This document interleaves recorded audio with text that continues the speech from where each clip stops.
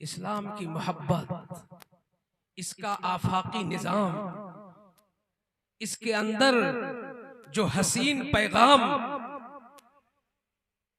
मौजूद थे, जिन लोगों ने कलमा पढ़ा और दामने इस्लाम से जुड़ गए, तो जिनके दिलों में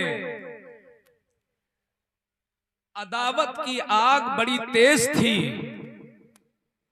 इस्लाम के कलमे की बरकत से, ईमान की बरकत से उनके दिलों में मोहब्बत का दरिया मोजज़न हो गया। वो ऐसे मिले वो कि एक बोली बोलते हैं शीरो शकर।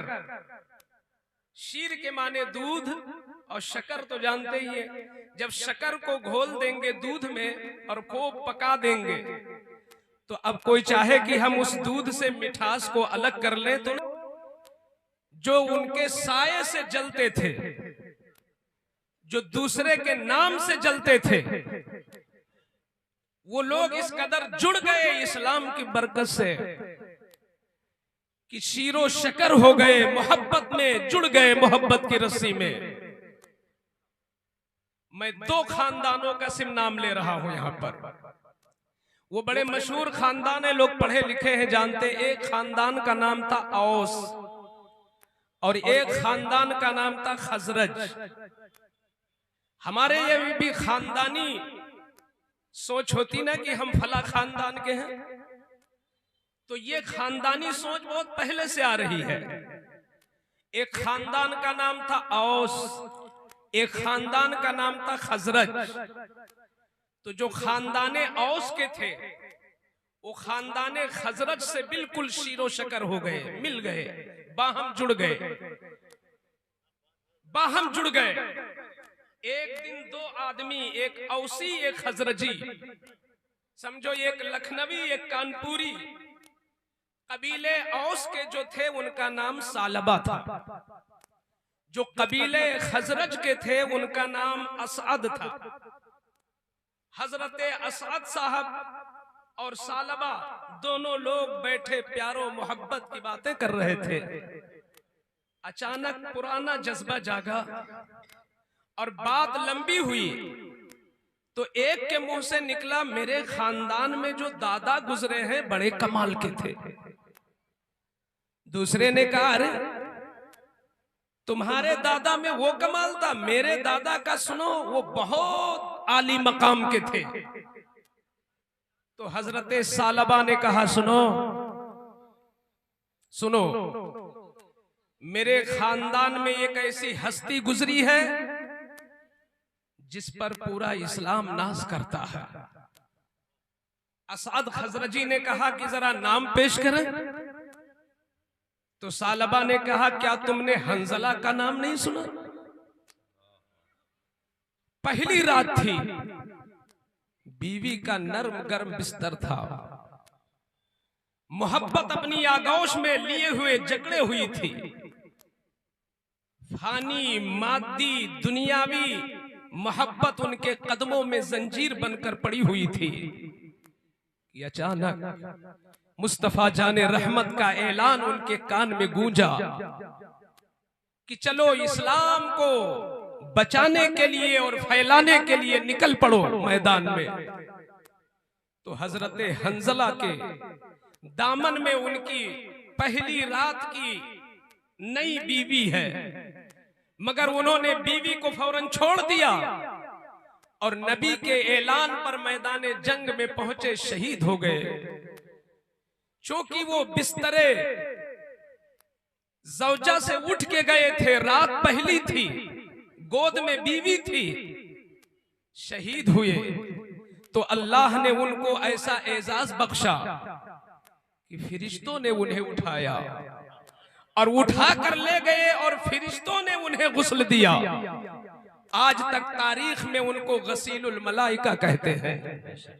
सालबा ने कहा, सुना आपने, ये सालबा, ये हंजला कौन है? अल्हम्दुलिल्लाह खानदाने औस के हैं। और सुनोगे असअद, और सुनोगे, सुनो, मेरे ही खानदान में कुछ और भी शख्सियतें हैं जिन पर इस्लाम को नाज है और कयामत तक मुसलमानों को नाज रहेगा। ऐसी ऐसी हस्तियां खानदाने औस में हैं। क्या तुमने नहीं सुना हजरत खुजैमा इब्ने साबित का नाम? कि पूरी दुनिया के मुसलमान कहीं भी गवाही की जरूरत पड़े, जहां 2 गवाहों की जरूरत है, कितना भी बड़ा मुत्तकी हो, वक्त का गौसो कुतुब हो, मगर 2 की गवाही की जरूरत है तो 2 ही आदमी देंगे। लेकिन ये खुजैमा तन्हा वो शख्स हैं कि हुजूर ने उनकी गवाही को 2 गवाहों के बराबर कर दिया। और ये हस्ती भी मेरे ही खानदान की है। तो हजरत असअद का जज्बा जागा, वही खानदानी तफाखुर, खानदानी तफाखुर। उन्होंने कहा, क्या मेरा खानदान कल्लाश है? क्या मेरे खानदान में वीरानी है? सुनो, 1 लाख सहाबा में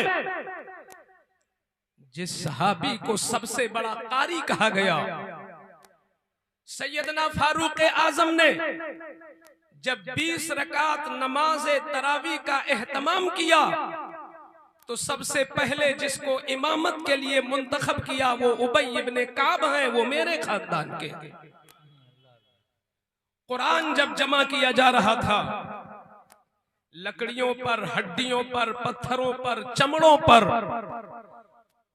जिन शख्सियतों ने ये काम किया है, अल्हम्दुलिल्लाह वो मेरे खानदान खजरज के हैं। उन्हीं में एक नुमाया काम ज़ैद इब्ने साबित अंसारी है। ये बात इतनी बढ़ी कि वही पुराना जज्बा आ गया और उनमें लड़ाई शुरू हो गई, धक्का मुक्का शुरू हुआ। खानदानी फख्र की बुनियाद पर फौरन जिब्रील अमीन बारगाह रसूल पे पहुंचे और मुस्तफा जाने रहमत के सीने मुकद्दस पर यह आयत उतरी, या अय्युहल्लज़ीना आमनू इत्तकुल्लाह हक्का तुकाती। ऐ ईमान वालो, अल्लाह से डरो। क्या मतलब? अमल करो। ऐ वो लोग जिन्होंने कलमा पढ़ लिया, जो ईमान ले आए, दौलते ईमान मयस्सर हुई, इसी पर कनाअत मत करो, अमल करो। इशारा था कि किसी भी शख्स को अपने खानदान की बात लेकर बैठे रहना ये मुनासिब नहीं है, बल्कि हर शख्स में कुछ अपने आप में सलाहियत पैदा करने की जरूरत है, खुद कुछ बनने की जरूरत है, अपने अंदर अमल पैदा करने की जरूरत है। पिदरम सुल्तान बूद का तस्वुर इस्लाम में नहीं है। ऐ ईमान वालों, अल्लाह से डरो जैसा कि डरने का हक है। अब मैं उलमा के तवज्जो चाहूंगा। अल्लाह ने फरमाया, डरो ईमान वालों, डरो।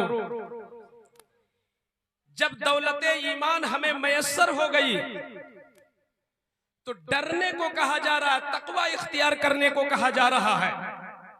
आज हमारे बहुत उलमा इस नुक्ते की तरफ गौर नहीं करते। कुछ लोगों का बयान ऐसा होता है कि जो महज ईमान पर, महज अकायद पर, जब सिर्फ अकायद पे बयान होते हैं और सिर्फ अकायद पे तकरीरें होती हैं, तो मेरा अपना तसव्वुर ये है, मेरी अपनी सोच ये है कि इससे बदआमालियां जन्म लेती हैं। वजह ये है कि ये हमारा तबका जो मुसलमान बैठा है, ये हमारे जो जज्बाती लोग बैठे हैं, इन्होंने मान लिया है कि हमारा ईमान तो पुख्ता है ही, हम तो ईमान के आला दर्जे पे कायम हैं। मौलाना मोइनुद्दीन साहब ईमान ही की तो दावत दे रहे हैं और मैं ईमान में तो बिल्कुल पुख्ता हूँ। मैं आला हजरत वाला हूँ, मैं मसलक वाला हूँ, मैं गौसे आजम वाला हूँ, मैं हुसैन आजम वाला हूँ। इसलिए अब मुझे मजीद क्या करने की जरूरत है? कुरान इशारा दे रहा है, ऐ खतीबो, ऐ मुबल्लिगो, जहां तुम उनके ईमान की इस्लाह करो, वहीं उन्हें अमल की भी दावत दो, वरना ईमान उनका वीरान हो जाएगा अगर अमल नहीं रहेगा। अमल भी जरूरी है। सुभान अल्लाह, सुभान अल्लाह, जिंदाबाद। मैं पूछना चाहता हूं, एक शख्स है इस मजमे में जो सरकार इमाम हुसैन का लंगर करता है, शहीद आजम कॉन्फ्रेंस करता है, सरकार इमाम हुसैन के नाम पे लाखों रुपए खर्च करता है, कहता ये है कि मैं इमाम हुसैन का सच्चा आशिक हूँ, मैं उनका तालिब हूँ, मैं इतनी मोहब्बत करता हूँ, इतनी मोहब्बत करता हूँ कि अपनी दौलत के मुंह और दरवाजों को खोल देता हूँ हुसैन के नाम पर, इसलिए मेरे लिए तो इतना ही काफी है और हुसैन की मोहब्बत मुझे बख्शवा लेगी। ये हुस्ने ज़न बड़ी अच्छी चीज है, आले रसूल की मोहब्बत तुम्हें बख्शवाएगी, आले रसूल की मोहब्बत तुम्हें काम आएगी। लेकिन पूछना चाहता हूँ कि हुसैन के नाम का लंगर करके, हुसैन के नाम का जलसा करके, हुसैन के नाम की महफिल करके, हुसैन के नाम पे हजारों को खिचड़ा खिलाकर अगर सिर्फ इतना ही काफी था तो ऐ मोहब्बत करने वाले, तू तो हुसैन के सदके में बख्शा जाएगा। खुद हुसैन से पूछ कि ऐ इमाम हुसैन, जब आपसे मोहब्बत करने वाला बख्शा जा रहा है तो आपने अमल क्यों किया? 25 हज पैदल क्यों किया इमाम हुसैन ने? इमाम हुसैन रोजाना तिलावत कुरान क्यों करते हैं? इमाम हुसैन अपनी नमाजें क्यों नहीं छोड़ते हैं? बल्कि शहीद होते होते जमीने करबला पर अगर चाहते तो इमाम हुसैन घोड़े ही पे सो जाते, चाहते तो घोड़ी की पीठ पे लेट जाते, मगर आखिरी वक्त में भी सरे मुबारक को जमीने करबला पे रखे और सजदा की सूरत बना करके हुसैन ने नमाज का पैगाम दे दिया। तो ऐ मोहब्बत करने वाले, जब हुसैन को नमाज की जरूरत है तो मुहिब्बे हुसैन को भी नमाज की। सुभान अल्लाह, नारे तकबीर, नारे रिसालत, जिक्र शहीद आजम, पैगाम इमाम हुसैन। आज हमारे बहुत सारे सीधे साधे लोग आले रसूल आ रहे हैं, हम कदम चूम लेंगे। ईशा नहीं पढ़ा आपने, ईशा नहीं पढ़ी, आले रसूल का कदम चूमेंगे? क्या बात है। मगरिब से कोई सरोकार नहीं, आले रसूल का चेहरा देखेंगे, यकीनन उनके चेहरे में खूने ज़हरा है, यकीनन उनकी रगों में खूने अली दौड़ रहा है। यह सच्चाई अपनी जगह है, मगर नमाज की फर्जियत तुम पर ऐन फर्ज़े ऐन है, उसकी अहमियत अपनी जगह है। नमाज के बाद जब चेहरा देखोगे तब का हक है। वाह वाह वाह। नमाज़े ईशा पहले पढ़ लो, फिर चेहरे आले रसूल देख लो, ये जरूरी है। अल्लाह फरमाता है ईमान वालों अल्लाह से डरो भी। आज बड़ी बेखौफी है, इंसान वाकई मौला साहब डरता नहीं अल्लाह से।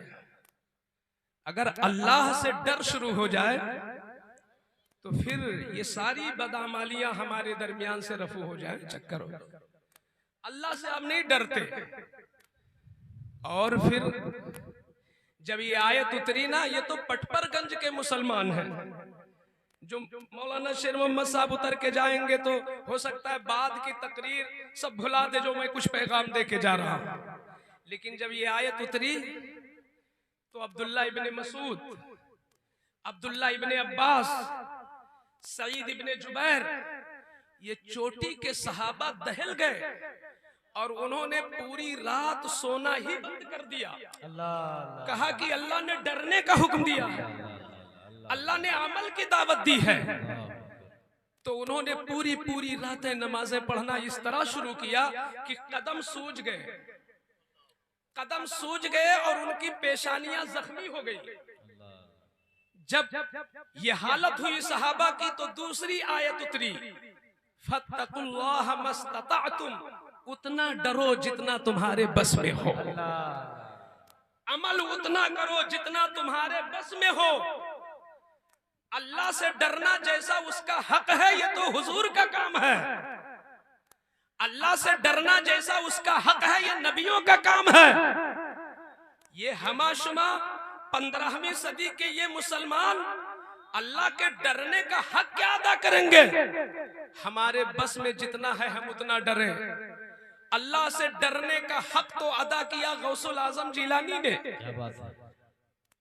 गौसुल आजम जिलानी ने कैसा डर, हमने 30 रोजे रखे भी अगर तो 30 नहीं बल्कि 3000 झूठ भी बोले उसमें, 30 रोजे रखे भी तो 300 धोखा भी दिया। उसी 30 रोजे में न जाने क्या क्या कर डाला।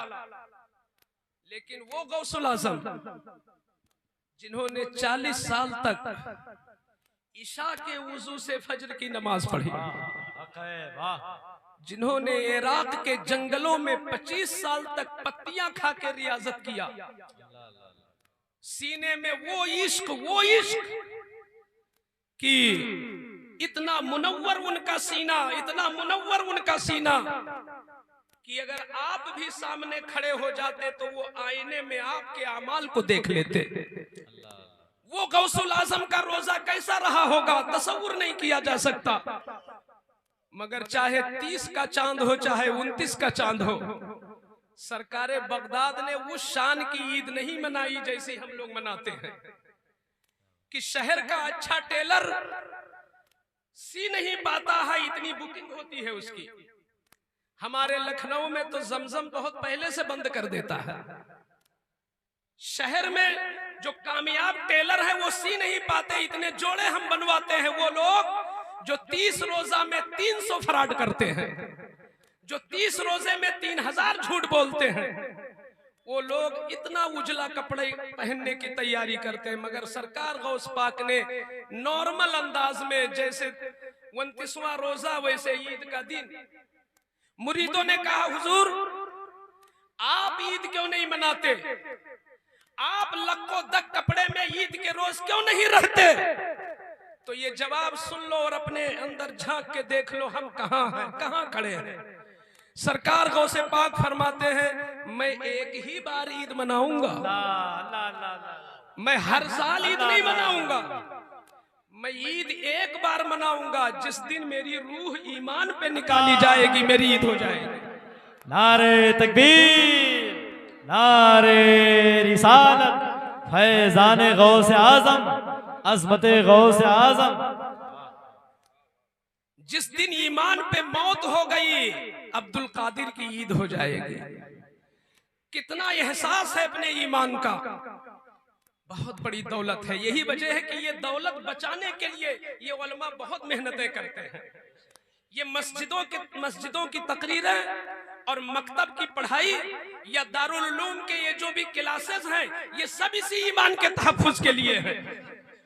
आप नहीं समझते, ये दारुल उलूम न होते तो मैं यहाँ न बैठा होता। मैंने भी कहीं की चटाई पे बैठकर वो पतली दाल खाई है, तभी कुछ सुनाने का मुझे शऊर आया है। मेरा अपना मानना ये है कि टोपी और दाढ़ी वाले, या यूं कहो उलमा के नाम पे जितने लोग जाने जाते हैं, और ये उलमा जितने इनके काम हैं, उन कामों में जो सबसे अहम काम है, मैं जो समझता हूं, कुछ लोग बैअत करते हैं, वो भी अच्छी चीज है अगर हुस्ने नियत है तो। कुछ लोग लिखते हैं, वो भी बड़ा अच्छा काम है अगर रिया ना हो तो। बहुत सारे लोग खतीब हैं, खिताबत करते हैं, अलग अलग काम बटे हुए हैं। मगर इन्हीं उलमा में कुछ वो हैं जो दरसगाहों में बैठकर टीम तैयार करते हैं। मेरा अपनी सोच ये है कि सारे काम पे उलमा का जो काम भारी है वो तदरीस है, क्योंकि इसमें जितना खुलूस है वो न तकरीर में है, न तहरीर में है, न बयात में है, किसी में नहीं है जो खुलूस तहरीर। बेशक, सुभान अल्लाह, सुभान अल्लाह। नारे तकबीर, नारे रिसालत। हजरत अल्लामा मुफ्ती शेर मोहम्मद साहब किबला, फैजान मदारिस अरबिया। मैंने अपने शेख से पूछा हुजूर कोई वजीफा बता दे, तो हजरत ने फरमाया आप जिस काम में लगे हो उसका हक अदा कर दो। अल्लाह की कसम इससे बेहतर कोई वजीफा नहीं है। क्या कहने, बच्चों को इखलास के साथ पढ़ा दो, उनका हक अदा कर दो, अच्छा आलिम बना दो, इससे बेहतर कोई काम नहीं है। बेशक बेशक। तो ईमान वो चीज है, अहम चीज, कि मेरे आला हजरत अजीमुल बरकत रदियल मौला अन्हु तहरीर फरमाते हैं कि अब्दुल मुस्तफा अहमद रजा जिस मजार पे पहुंचता है और जहां जहां मैं पहुंचा फातिहा पढ़ा, दुआएं मांगी, उम्मत के लिए दुआ मांगी, कौम के लिए दुआ मांगी, मगर अहमद रजा ने अपने हक में जब भी दुआ मांगी तो सिर्फ ईमान की दुआ मांगी, अल्लाह सिर्फ ईमान की दुआ मांगी।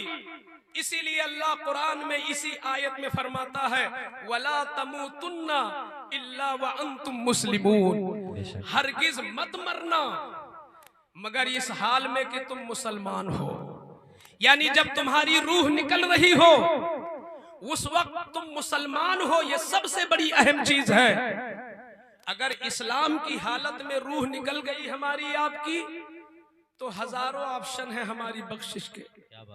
किसी की दुआ अल्लाह कबूल कर लेगा, कुरान खानी हो जाएगी, इसाले सवाब हो जाएगा, लेकिन अगर कहीं ईमान पे डाका हो गया, शैतान बदबख्त अगर कामयाब हो गया, अगर उस प्यास के वक्त जामे शीरी दिखाकर कहीं ऐसा हुआ कि हमारे ईमान पे वो डाका डालने में कामयाब हो गया तो पूरी दुनिया कुरान खानी में बैठ जाए, तुम्हारी बख्शिश नहीं हो सकती।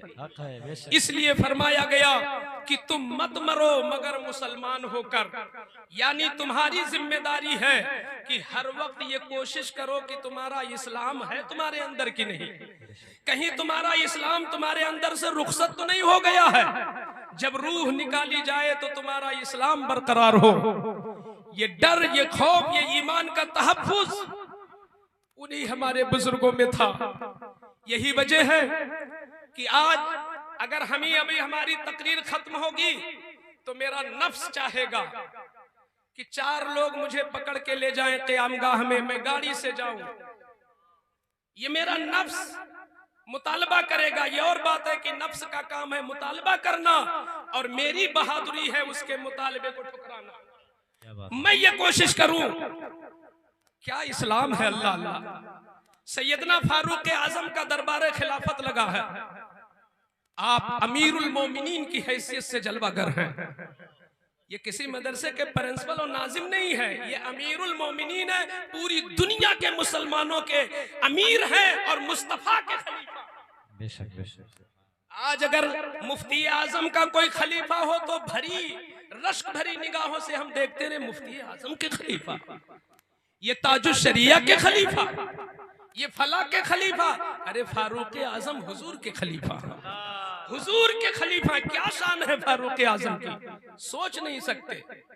मगर खाना जब खा रहे हैं तो आपके लुकमे से कुछ हिस्सा जुदा हो गया और दस्तरखान पे गिर गया, आप मुंह में ले गए, कुछ हिस्सा गिर गया, आपने फौरन उन दानों को उठाया और फिर दोबारा मुंह में रख लिया।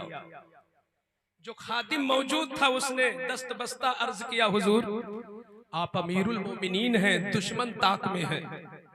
लोग मुसलमानों को कमतर समझ रहे हैं, जलील समझ रहे हैं, गरीब समझ रहे हैं।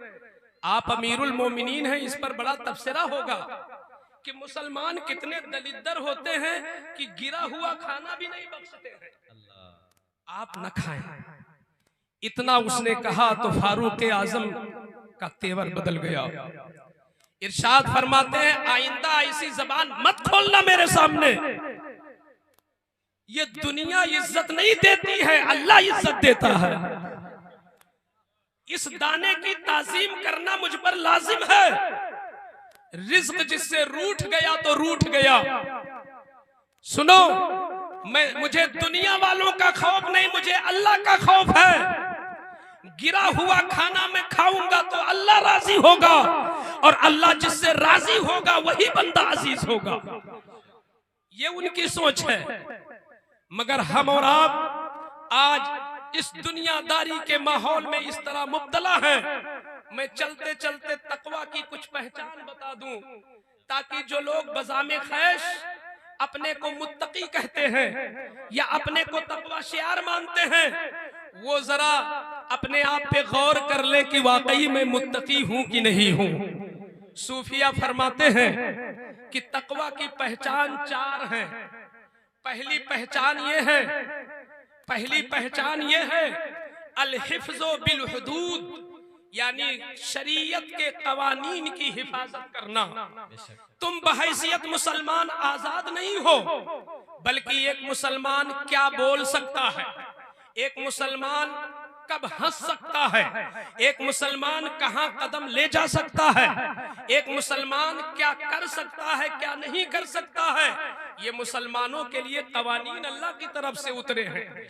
तो सूफिया फरमाते हैं कि जिसने कवानीन की रियायत की हर मामले में, वही सूफी हो सकता है। यहां तक कि एक छोटी मिसाल दे दूं, मजाक करना। मजाक को समझते हैं भाई, उलमा भी मजाक करते और तंजो मजाह के शायर भी होते। शायद रफीक शादानी अपने जिला बहरेज के थे, फैजाबाद के, तंजो मजाह के बड़े जबरदस्त शायर थे। तो मजाह भी शरीयत के दायरे में होना चाहिए। कभी कभी ये होता है कि हम लोग भी नहीं जान पाते और मजाक में झूठ बोल देते हैं। कितने ऐसे बच्चे हैं जिन्होंने अपने माँ बाप को झूठा मान लिया, उन माँ बाप ने मजाक में या उनको समझाने के लिए या डराने के लिए इतना झूठ बोले कि बच्चे की निगाह में वो जलील हो गए। मजाक में भी नहीं झूठ बोलना है। आओ हुजूर की सीरत देखो, मेरे हुजूर ने तफरीह तबा के लिए मौला ताला कुछ के दिलों में, तू कादिर मुतलक है, कुछ के दिलों की तख्ती पर कुछ पैगाम रक़्म फरमा दे, ताकि परपटगंज वाले जो इतनी मेहनत से ये जलसा पुरवकार सजाए, अल्लाह ताला उस आमिल के अमल में उन्हें भी इसाता फरमा दे। अस्तगफिरुल्लाह। सबके दिलों में अल्लाह ताला अमल का जज्बा रकम फरमा दे। जो कुछ मेरे बयान में ताबीरी तशरीही गलतियां हुई हो, मैं सबको गवाह बनाकर तौबा करता हूँ। अस्तगफिरुल्लाह रब्बी मिन कुल्ली ज़ंबि व अतूबु इलैह व मा अलैना इल्लल बलाग। अस्सलामु अलैकुम व रहमतुल्लाह।